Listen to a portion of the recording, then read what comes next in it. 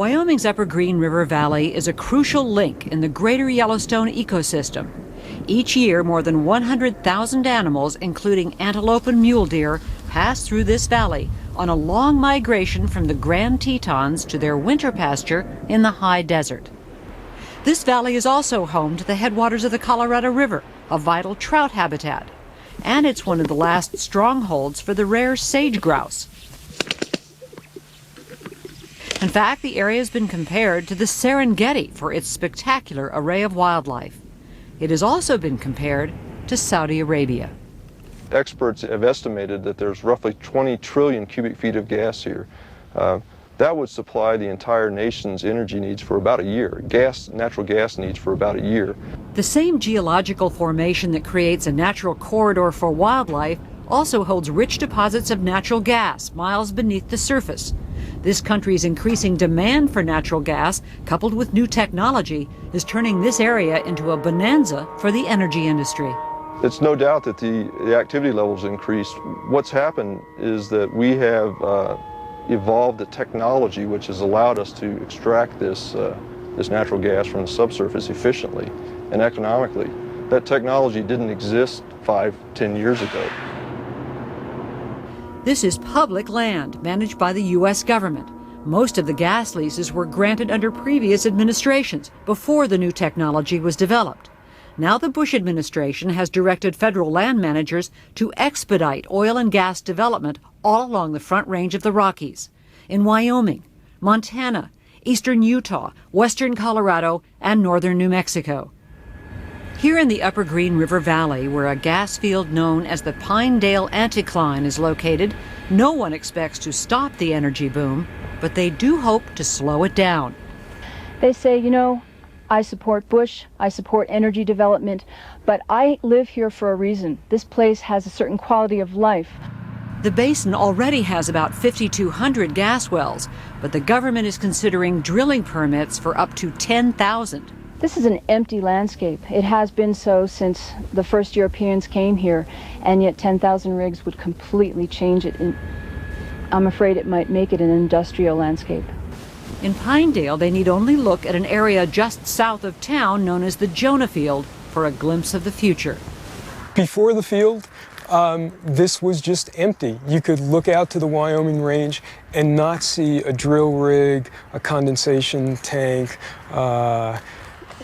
Nothing was here. There were no roads. There are 470 wells in this area, and energy companies want to put in another 3,100. Ted Carasotti has been hunting in this valley for many years, and he worries that the energy boom will ruin the sensitive ecosystem. Many of us feel that given the enormous amounts of profits that are being generated here, $20 million from each well, that the Wyoming state government and particularly the federal government could mandate more wildlife-friendly gas development in this area. One area of concern is a narrow bottleneck in the wildlife migration route known as Trappers Point. If leases are developed in this area, the gas rigs could present a major obstacle to the herds, and they already have quite a few. They have many, many fences to cross during the migration, and they can go over them or under them. They have highways to cross. In some cases, they don't make it. Since the Bureau of Land Management is responsible for balancing the uses of public lands, it is often caught in the crossfire of competing interests. Throughout the West, conservationists have long accused the BLM of being too cozy with industry, even dubbing it the Bureau of Leasing and Mining. The BLM field manager in Pinedale says requests for drilling have gone from 75 applications in 1998 to 300 last year. Now, since you've been here, how many of those applications have you rejected?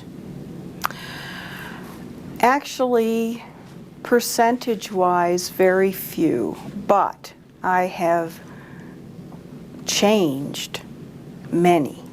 In what way? Moved them to a more environmentally acceptable place, put restrictions on them.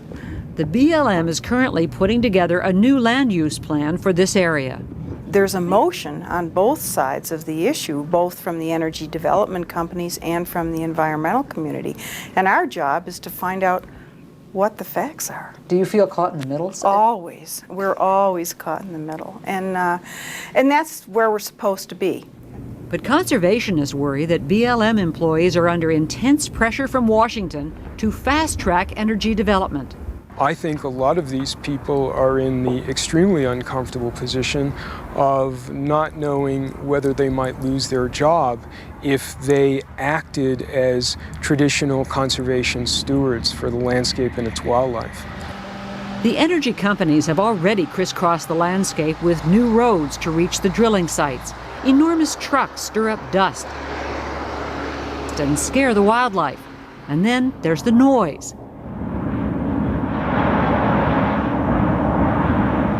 In another part of the state, the Powder River Basin, residents are outraged at water pollution left by the extraction method used there.